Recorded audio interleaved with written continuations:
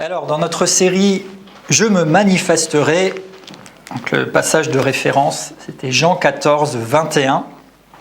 Et le premier message, c'était surtout une impulsion que je vous avais transmise. Et en fait, je ne sais plus si j'avais annoncé que ce serait une série ou si j'avais pressenti que ça le serait. Mais en tout cas, c'est une série dans laquelle je voudrais vraiment qu'on regarde ensemble plusieurs choses dans la parole de Dieu et qu'on se laisse encore interpeller par le Saint-Esprit, par le Seigneur lui-même, à partir de ce verset, Jean 14, 21, et surtout la fin du verset. Alors on va le relire tout de suite ensemble. Jean 14, 21, où il est écrit « Celui qui a mes commandements et qui les garde, c'est celui qui m'aime. Et celui qui m'aime sera aimé de mon Père, je l'aimerai et je me ferai connaître à lui. » Et selon les versions, on a plusieurs termes sur cette dernière partie de phrase. On peut avoir « je me manifesterai à lui », c'est la phrase que j'ai retenue. On peut avoir « je me montrerai à lui », « je me ferai connaître », « je me révélerai », « j'apparaîtrai », « je serai perceptible ». Donc toutes ces choses-là, ces différentes facettes d'une même vérité, Jésus veut se manifester. Et il veut se manifester à vous. Alléluia. Et il veut se manifester à moi. Et je me suis saisi de cette parole en disant, Seigneur, si toi tu le veux, et moi je le veux aussi, alors qu'est-ce qui empêche ? Et je ne suis pas là aujourd'hui pour chercher tout ce qui peut nous déranger ou nous empêcher. Je suis plutôt là pour, ensemble, chercher le conseil de Dieu et voir certaines choses qui peuvent, au contraire, nous favoriser, nous aider à chercher la manifestation du Seigneur, pourquoi pas, en tout cas, à permettre au Seigneur de se manifester dans notre vie, et c'est beaucoup plus juste dans ce sens-là. Donc le premier message, c'était vraiment de vous exhorter en disant, est-ce que vous l'attendez ? Parce que quelquefois nous prions, nous faisons des choses, mais qui sont réduites à des disciplines spirituelles, à ce que j'ai osé appeler une religion rituelle, mais nous voulons le vrai. Amen. Nous voulons le vrai truc, si on peut dire truc. Nous voulons la réalité. Et ce qui est merveilleux, c'est que la parole de Dieu donne tous les éléments pour ça. Donc c'est pas qu'aujourd'hui tout d'un coup, ou bien il y a quelques semaines, j'ai été piqué par je ne sais quoi, et puis que tout d'un coup je m'excite. D'ailleurs, je vous l'ai déjà partagé, ça remonte aux années, d'ailleurs c'est un anniversaire, c'était en 99. Quelqu'un m'avait dit, oui, mais de toute façon, ça te passera, tu es encore jeune. Parce qu'il trouvait que j'étais excité, enthousiaste et peut-être un petit peu comme je peux l'être en ce moment par rapport à la parole de Dieu, mais ça ne m'est pas passé. On est en 2019, ça fait 20 ans, ça n'est pas passé. Et ça ne passera pas, et ça ne fera qu'augmenter. Parce que plus tu goûtes à quelque chose d'excellent, et plus tu es enthousiaste pour cette chose-là. Et nous avons plus qu'une chose, nous avons quelqu'un. Nous avons Jésus-Christ. Et nous avons Jésus-Christ qui n'est pas juste un personnage historique, mais nous avons Jésus-Christ glorifié. Nous avons Jésus-Christ ressuscité, vivant et vrai. Et ce Jésus-Christ, certes, pendant qu'il était encore dans son corps terrestre et qu'il n'avait pas encore accompli son œuvre, mais il annonçait à ses disciples en disant « Les gars, si vous gardez ma parole, je me manifesterai à vous. » Et il disait ça prophétiquement en disant « Je me manifesterai pas seulement comme vous me connaissez maintenant dans la chair, mais je me manifesterai tel que je serai alors. Et alors je serai Jésus-Christ glorifié. » Et Jésus-Christ glorifié se manifeste avec sa gloire. Oui, c'est simple, mais c'est la réalité. Et quelquefois on dit « Oui, je voudrais mieux comprendre. » Ou je voudrais avoir une révélation de Jésus, mais si vous restez scotché dans les évangiles seulement, ou si vous restez scotché même dans les épîtres seulement, il manque quelque chose. Vous avez besoin d'aller là où Jésus-Christ est révélé. Et là où Jésus-Christ est révélé, c'est Apocalypse 1:1, révélation de Jésus-Christ. Et là, vous découvrez tel qu'il est. Et en fait, je vous fais un teaser, là, c'est un petit bonus, c'est un cadeau, c'est une bande-annonce comme au cinéma, parce que j'ai commencé à travailler, parce que l'Esprit de Dieu m'inspire, et je suis en train de préparer une série que j'appelle Révélation de Jésus-Christ. Et on verra Jésus dans les évangiles, Jésus dans les épîtres, et Jésus dans l'Apocalypse, particulièrement dans le regard de Jean, ce disciple qui était aimé de Jésus, et qui lui-même aimait Jésus aussi. Et c'est tellement merveilleux. Mais on va faire une chose après l'autre. Pour l'instant, on veut déjà se nourrir de cette parole que Jésus nous dit, je me manifesterai à lui. Et aujourd'hui, je voudrais simplement vous rappeler une chose pour plusieurs, peut-être une découverte pour d'autres, mais c'est tout simplement croire et parler. Croire et parler. Et en introduction, avant de rentrer dans plus de détails, on est en train de vivre des temps un petit peu troubles. Un petit peu n'a même pas sa place, des temps troubles. ici en France actuellement. Et finalement, peu importe d'où vous écouterez ce message et à quelle période vous êtes, il y a des troubles quelque part sur la terre. Et on n'est pas les seuls. Mais dans ces temps troubles, la parole de Dieu a des choses à dire. Et juste avant de revenir sur quelque chose, je vais vous montrer Psaume 11, versets 3 à 6. Et je voudrais qu'on se saisisse de ça en tant que croyants aussi. Il est écrit dans le Psaume 11, verset 3, « Quand les fondements sont renversés, le juste, que ferait-il » Et ça, c'est une bonne question. On peut se dire, mais quand tout est trouble et quand on veut s'attaquer même à ce qui paraît pouvoir faire la stabilité d'un pays ou d'une nation ou même à l'échelle internationale, qu'est-ce que doit faire le juste ? Alors déjà, les versets suivants nous répondent en disant que l'Éternel est sur son trône. Et moi, j'aime cette idée que même si ça bouge et ça secoue sur la terre et dans nos réalités, Dieu est sur son trône. Et nous pouvons nous rappeler que Dieu siège, que Dieu règne, qu'il est dans sa gloire, quoi qu'il arrive. Et puis, le verset 7, à la fin, donne la réponse. Il dit « Les hommes droits contemplent sa face ». Donc, que faire quand il y a des troubles, quand les fondements sont renversés ? Contempler la face de Dieu. Adorez-le, regardez-le, croyez, observez, découvrez, parlez, méditez. Contemplez sa face, tout simplement. Donc, quoi qu'il arrive, on ne veut pas contempler ce qui se passe. Bien sûr, il faut être au courant et regarder ce qui se passe. Mais qu'est-ce que doit faire le juste ? Contempler la face de Dieu. Et la face de Dieu, c'est quelque chose de tellement glorieux, puissant, merveilleux. Et on voit que Dieu est sur son trône. Donc nous pouvons rester dans la stabilité, dans la constance et dans la confiance, parce que même si tout devait être secoué, nous contemplons la face de Dieu qui est sur son trône. Et c'est une excellente chose pour nous aussi, dans ce message, dans cette réflexion, je me manifesterai à lui. Eh bien, une excellente chose à faire, c'est de contempler sa face, c'est de le regarder, c'est de l'adorer, c'est de nous tenir dans sa présence, de nous tenir devant son trône de puissance, de gloire, d'autorité. Et tout cela, ça va contribuer à bâtir notre foi, puisque nous avons besoin, pour vivre la manifestation, de croire et parler. Donc, c'est assez évident le plan de ce message. Premier point, croire. Je viens de vous partager ça en introduction. Et puis, nous avons cette parole frappante de Jean 11, 40, lorsque Lazare est mort dans le tombeau, qu'il est déjà en train de pourrir. Et Jésus dira, « Si tu crois, tu verras la gloire de Dieu. » Et ce seul verset, et bien sûr l'Écriture abonde de choses qui viennent appuyer celui-ci, mais ce seul verset déjà contient beaucoup de choses. Il dit « Si tu crois, tu verras la gloire de Dieu. » Ça veut dire que la conséquence naturelle de la foi, c'est de voir la gloire de Dieu. Oui ? Et ça veut dire que si on veut voir la gloire de Dieu, eh bien il faut croire.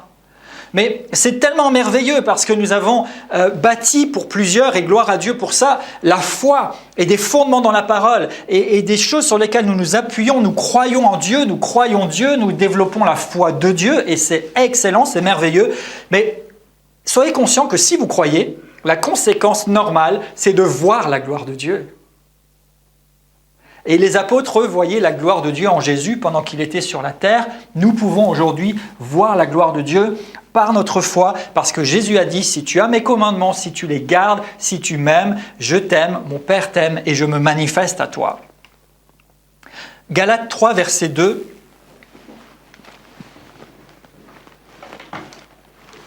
Il montre aussi ce rapport entre la foi et ce que nous avons à vivre et le domaine de l'esprit. Regardez, Paul devait faire des reproches, c'est vrai, aux Galates, parce qu'il s'était laissé impressionner par des gens qui voulaient les remettre sous des lois, des traditions. Mais ici, il leur dit une chose, Galates 3.2, il dit « Voici ce que je veux apprendre de vous. Est-ce par les œuvres de la loi que vous avez reçu l'Esprit ou par la prédication de la foi ?» Et là aussi, on comprend, et Paul fait le rapport entre la prédication de la foi et le fait de recevoir l'Esprit Saint. Le fait d'être revêtu, d'être baptisé dans le Saint-Esprit, que les dons du Saint-Esprit fonctionnent, toutes ces choses-là sont reliées à la prédication de la foi. Et si nous prêchons la foi, et si nous croyons et si nous développons la foi, eh bien nous pouvons nous attendre à recevoir l'Esprit.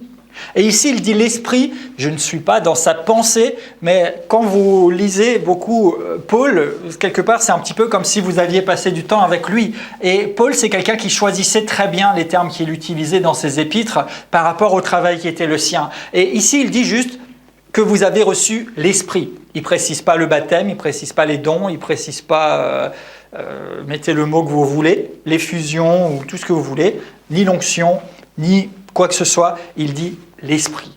Et en fait, on pourrait ici entendre de sa part, n'est-ce pas, par la prédication de la foi, que vous avez accès au domaine de l'esprit, ou que vous pouvez être ouvert aux choses de l'esprit, ou que le spirituel peut rencontrer votre réalité naturelle. Donc, la foi et la manifestation, la foi et l'esprit, la foi et la révélation fonctionnent ensemble. Et régulièrement, il y a des passages, je vais vous en lire plusieurs ici, donc si vous arrivez à suivre, que vous êtes rapide, allez-y, sinon écoutez simplement. Mais je voudrais vous montrer ce rapport évident et qui revient tout le temps et tout le temps dans l'Écriture par rapport au fait que si nous avons foi, si nous faisons confiance à Dieu, il veut manifester ce qu'il appelle sa gloire. Et donc l'un des aspects, aujourd'hui je veux parler de croire et parler dans cette manifestation. Plus tard on parlera de différents aspects, si on peut dire, de la manifestation de Jésus-Christ. Mais en tout cas une chose est sûre, c'est que là où est Jésus, là où Dieu règne, sa gloire est révélée, elle l'accompagne. Regardez Ésaïe 40 verset 1. Il est dit « Consolez, consolez mon peuple, dit votre Dieu. Parlez au cœur de Jérusalem, criez-lui que sa servitude est finie, que son iniquité est expiée, qu'elle a reçu de la main de l'Éternel au double de ses péchés. » Une voix crie « Préparez au désert le chemin de l'Éternel, aplanissez dans les lieux arides une route pour notre Dieu. Que toute vallée soit exaucée, que toute montagne et toute colline soient abaissées, que les coteaux se changent en plaine et les défilés étroits en vallons. Alors, verset 5, la gloire de l'Éternel sera révélée et toute chair la verra, car la bouche de l'Éternel a parlé. Et ici, c'est une prophétie pour Jérusalem, pour le peuple de Dieu qui était à plusieurs périodes, dans des moments de dévastation. Mais je crois que pour nous-mêmes, à certains moments, et peut-être pour l'Église, peut-être pour la France et la francophonie, où il y a des choses qui peut-être sont restées un moment comme sèches ou de côté, eh bien, le Seigneur nous dit « Consolez mon peuple ». Et c'est quelque chose que j'ai sur mon cœur, comme si Dieu envoyait une parole de consolation en disant « Je veux me manifester », en disant « Ma gloire sera visible de tous ». Oui, elle le sera le jour du retour du Seigneur, où nous le verrons apparaître dans les nuages et où nous monterons vers lui, mais ce n'est pas que à ce moment-là. Il veut manifester et révéler sa gloire. Continuons, Habacuc 2,14. Habacuc 2,14, la terre sera remplie de la connaissance de la gloire de l'Éternel, comme le fond de la mer par les eaux qui le couvrent. Habacuc prophétise depuis l'Ancien Testament que la terre sera remplie de quoi? De la connaissance de la gloire de Dieu. Et ce mot connaissance, on peut y associer la conscience ou pareil la manifestation, la visibilité de la gloire de Dieu. Et il ne dit pas cela seulement non plus pour le retour de Jésus en gloire, ni pour les nouveaux cieux et la nouvelle terre, parce qu'à ce moment-là, il n'y aura plus besoin de la connaissance de la gloire de l'Éternel, puisque simplement sa gloire remplira les nouveaux cieux et la nouvelle terre. Là, ça veut dire que déjà, dans un temps où il y a une ignorance peut-être, où il y a une séparation peut-être, mais le prophète dit que la terre sera remplie de la connaissance de la gloire de l'Éternel. Et pas juste un petit peu ponctuellement à gauche, à droite, mais comme le fond de la mer est couvert par l'eau. Waouh! Alléluia! Et c'est une prophétie pour la terre. Moi, je la déclare sur vous et je la reçois sur ma vie, que ma vie soit remplie de la connaissance, de la conscience, du vécu, de la gloire de Dieu, comme l'eau couvre le fond de la mer. Je ne sais pas si vous avez eu l'occasion, mais pendant qu'on vivait sur une île, et moi, l'eau, c'est pas trop mon élément. Mais à un moment, on a quand même fait un truc un peu touristique et on a pris un bateau qui a un fond de verre. C'est-à-dire que vous êtes assis en bas, donc vous êtes sous l'eau et puis vous êtes entouré avec que des fenêtres pour voir ce qui se passe. Et pour le peu que j'ai pu voir, l'eau remplissait vraiment tout. D'accord? Et si vous êtes plus téméraire que moi, quand vous plongez ou quand vous allez vérifier si vous avez la mer pas loin de chez vous, même s'il n'y a pas la mer, regardez juste une rivière, c'est la même chose. Il n'y a pas une parcelle du fond de la mer qui ne soit pas recouverte par l'eau. C'est vrai, non? Oui? Et là encore, l'Écriture, et Dieu ne choisit pas les illustrations au hasard. Parce qu'on pourrait discuter, oui, mais peut-être qu'il y a quand même un petit bout de terre qui est plus haut, alors il n'est pas couvert. Ça. Le fond des mers est couvert d'eau. Une fois qu'il n'y a plus d'eau, c'est plus la mer, tout simplement. Ok, ça devient soit une île, soit la terre. Donc, et notre vie et la terre va être remplie de la connaissance de la gloire de l'Éternel, comme l'eau couvre le fond de la mer. Ésaïe 60, versets 1 à 7. Lève-toi, sois éclairé, car ta lumière arrive, et la gloire de l'Éternel se lève sur toi. Voici des ténèbres couvrent la terre et l'obscurité les peuples, mais sur toi l'Éternel se lève, sur toi sa gloire apparaît. Des nations marchent à ta lumière, des rois à la clarté de tes rayons. Je fais juste une pause. Là encore, vous voyez bien que ça concerne le temps terrestre, le temps de l'humanité, et pas les nouveaux cieux et la nouvelle terre, ou le retour de Jésus, parce qu'il y a encore des ténèbres, il y a des gens qui sont dans l'obscurité. Quand nous serons dans les nouveaux cieux et les nouvelles terres, il n'y aura plus de ténèbres, il n'y aura plus d'obscurité. L'Écriture dit dans l'Apocalypse qu'il n'y aura pas besoin de lumière, parce que Dieu lui-même sera notre lumière. Waouh, ça sera vraiment, vraiment magnifique. Je fais attention de ne pas trop déraper, mais c'est tellement merveilleux. Méditez ces choses, et c'est magnifique, c'est glorieux. Et développez votre foi et votre attente, oui, pour ce jour-là, mais même avant. Et quand je lis ça, je me dis, mais plus que jamais, on est dans cette période où l'obscurité couvre les peuples, où les ténèbres couvrent la terre. Mais il y a une différence avec nous, c'est que sur nous, sa gloire apparaît. Et on retrouve encore ce mot « apparaît ». C'est pas juste « j'ai mis ma gloire dans ton cœur et puis tu as une petite espérance pour plus tard ». Sur nous, et sur nous en plus, pas en nous.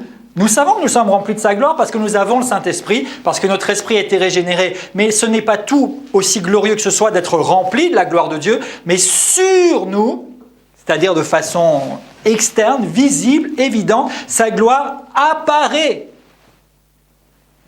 Je reprends verset 4, « Porte tes yeux alentour et regarde, tous s'assemblent, viennent vers toi, tes fils viennent de loin, tes filles sont portés sur les bras. » Tout ça, c'est une promesse aussi par rapport à la restauration du peuple de Dieu, etc.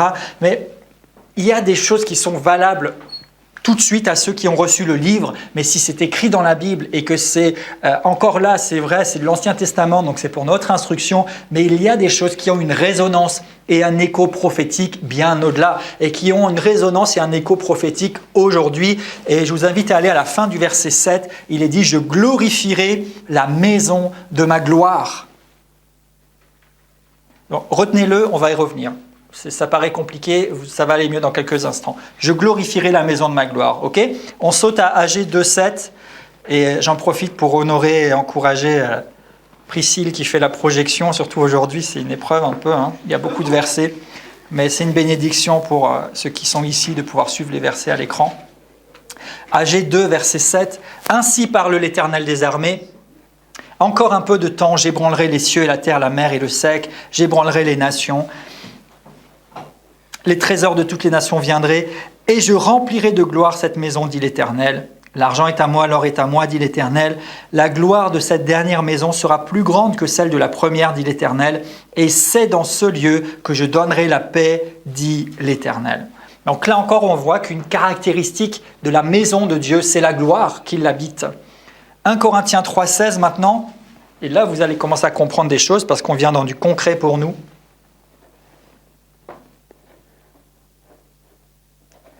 Ne savez-vous pas que vous êtes le temple de Dieu et que l'Esprit de Dieu habite en vous?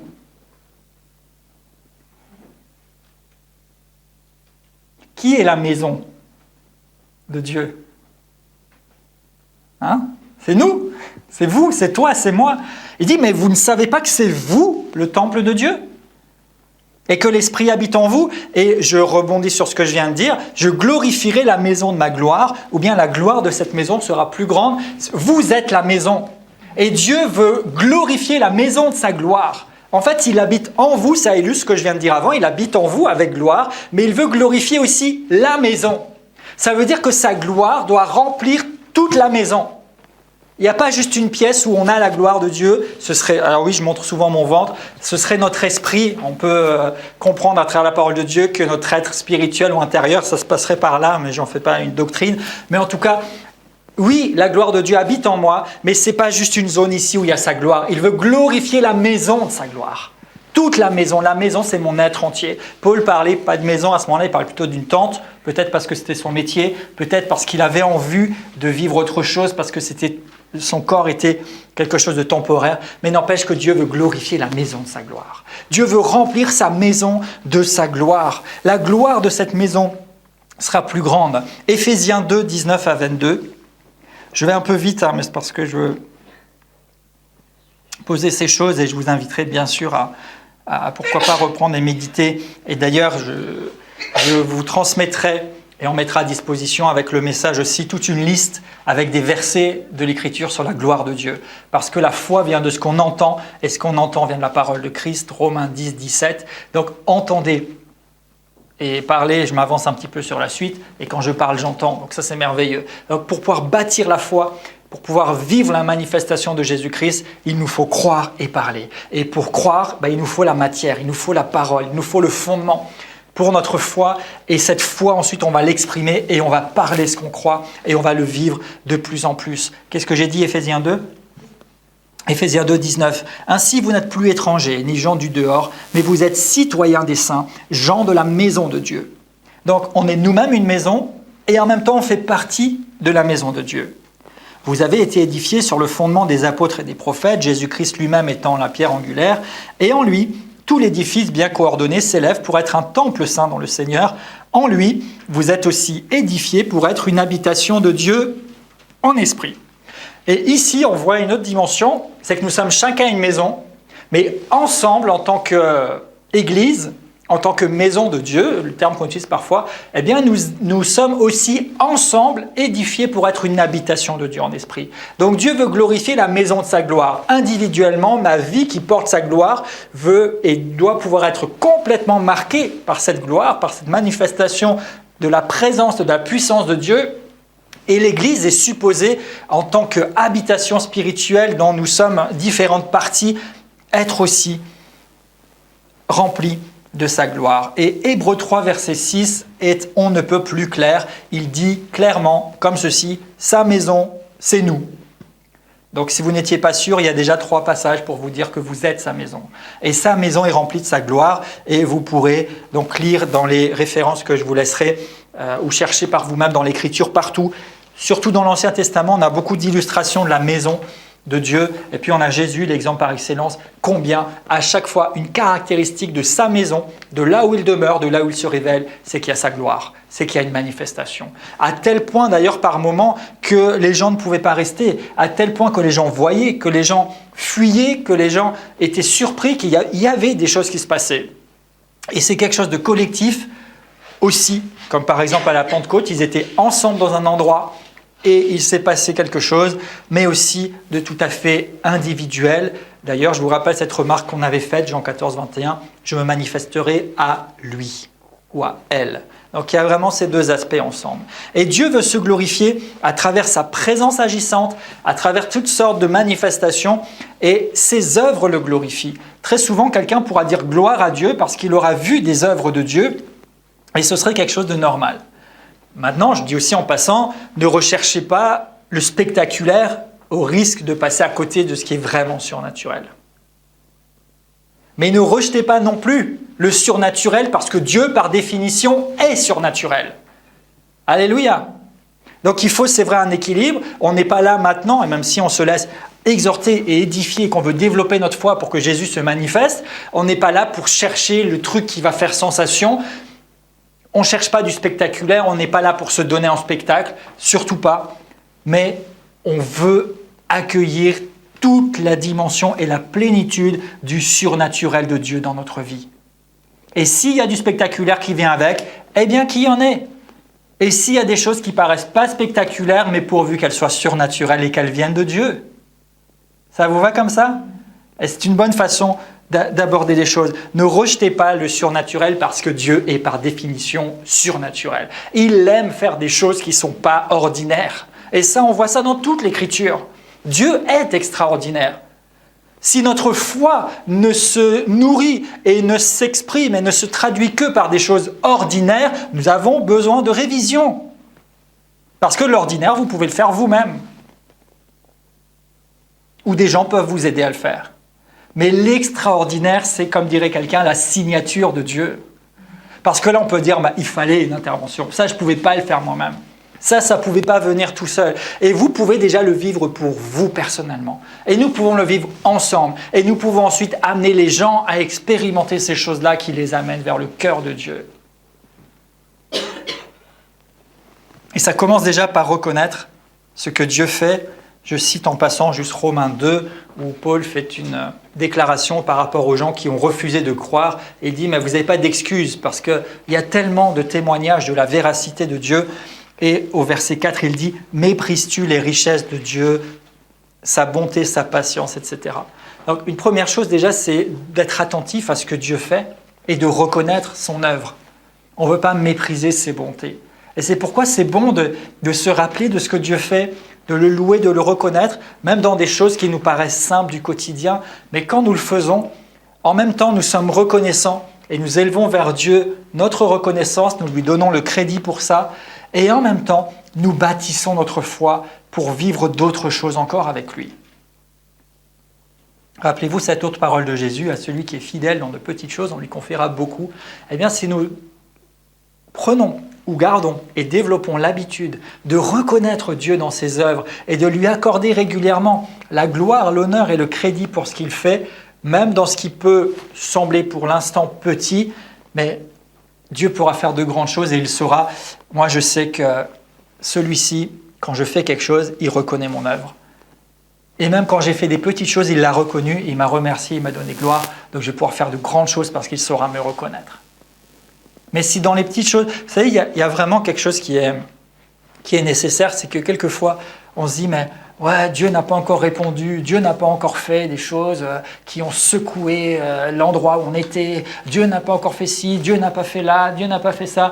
Tant que tu es en train de râler de tout ce que Dieu n'a pas fait et que tu ne commences pas par reconnaître ce qu'il fait, tu ne verras jamais plus. Ça commence par reconnaître ce qu'il fait. Reconnaître ce qu'il fait. Et dire merci Seigneur parce que ta présence est là. Et même si au départ tu dois le faire dans la foi, fais-le dans la foi. Et il est sûr, parce que Dieu est fidèle à sa parole, qu'à un moment donné, tu ne feras plus par la foi, mais tu le vivras vraiment et tu le feras parce que tu le vis concrètement. Mais nous bénissons Dieu pour sa présence, nous bénissons Dieu parce que nous sommes en vie, nous bénissons Dieu pour toutes ces choses-là, parce que nous avons à manger, à boire, parce que ce matin ça va bien, parce que sa grâce est sur ma vie, parce qu'il y a des gens qui me font du bien, même si ça n'a pas l'air d'être Dieu, mais savoir le reconnaître derrière ça.